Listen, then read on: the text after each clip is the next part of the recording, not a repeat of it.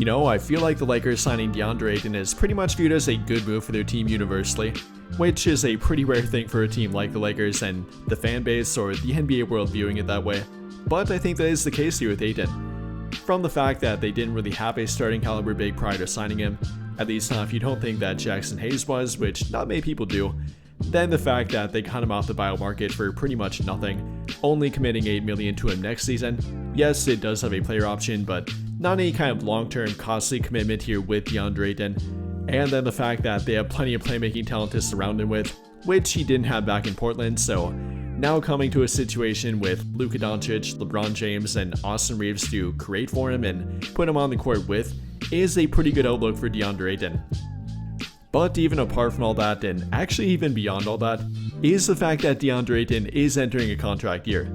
Yes, again, he does have a player option for next season, but I can't imagine that he wants to opt into an $8 million player option, especially with him coming off of making $34+ million last season, coming off of making a $100 million plus contract.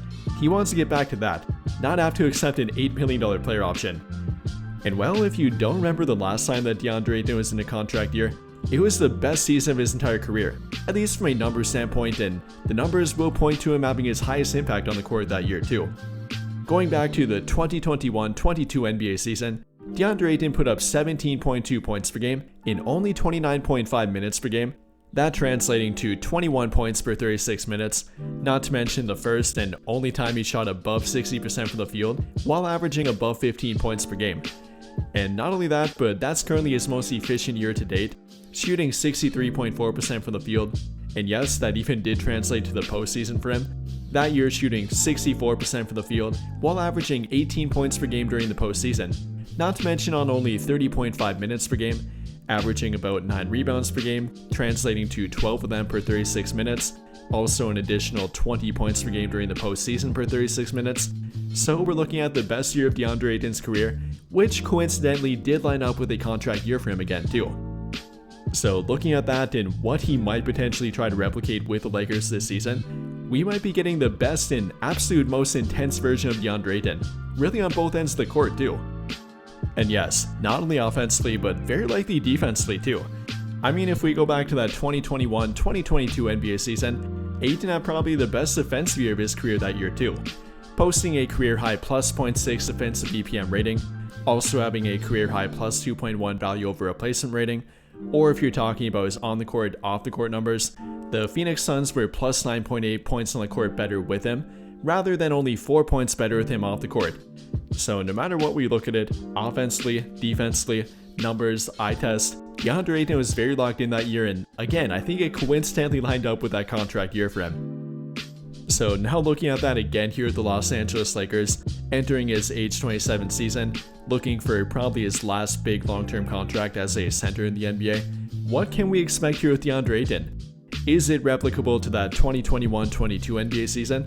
Well, if you ask me, it probably is, and that's probably a pretty good year to point to with him. No, maybe not exactly from a number standpoint. I mean, for me personally, I don't really care about the points per game with him. Whether he puts up 18 points per game or only about 12 to 13 points per game, that's not really the true barometer for an efficient or effective and valuable year from DeAndre Ayton with the Lakers. That's not the true way to test it in my opinion. Again, I don't care if it's 18 points per game, 12 points per game.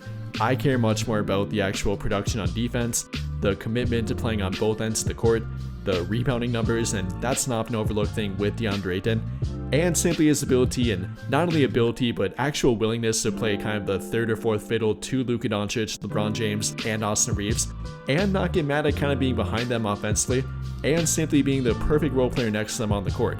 That's what I'm looking at here for DeAndre Ayton. However, even with that being said, I still think we can point to that 2021-22 season here with DeAndre Ayton. Maybe not fully from a numbers standpoint, but if we are talking about numbers, I would like for him to replicate the efficiency. Again, that was the most efficient year of his career up until this point, both during the regular season and during the postseason. Him posting a career-high 63.4% from the field, not to mention on some very good numbers production and rebounding production with it. I think he will be able to, and probably will be able to get pretty close to that here with Lakers. Yes, obviously he had Chris Paul to work with back then, probably the best pick and roll point guard playmaker of all time, if not one of the best. But coming to a team with Luka Doncic and LeBron James is also not too shabby and not a bad outlook for him in regard to pick and roll playmaking.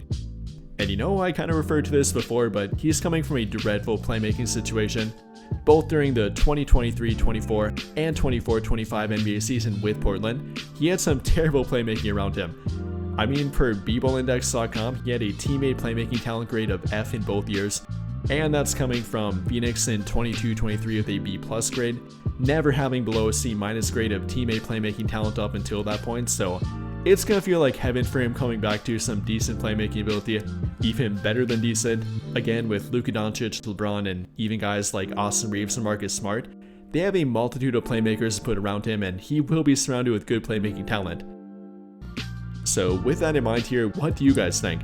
How do you feel about the outlook for DeAndre Ayton next season? Do you think he'll get back to the player he once was, and even on both ends of the court? Will the contract year help him do it? And what parts are you most excited about with DeAndre Ayton on the court? Let me know your thoughts in the comments down below.